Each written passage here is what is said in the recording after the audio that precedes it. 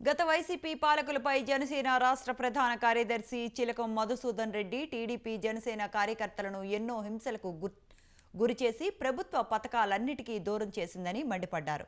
కానీ తమ ప్రభుత్వం ఎప్పుడూ ఎక్కడ కక్ష సాధింపు చర్యలకు పాల్పడకుండా అర్హులైన వారికి సంక్షేమ పథకాలు అందజేస్తున్నారని మధుసూదన్ రెడ్డి అన్నారు.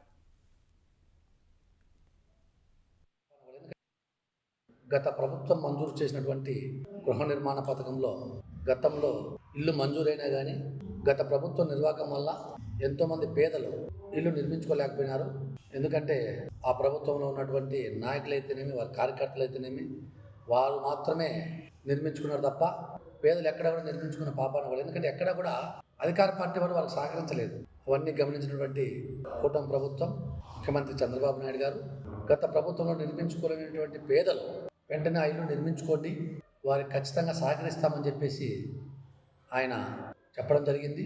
ఎస్సీలకు 50,000 అదనంగా, ఎస్టీలకు 75,000 రూపాయలు అదనంగా కూడా చెల్లిస్తాం.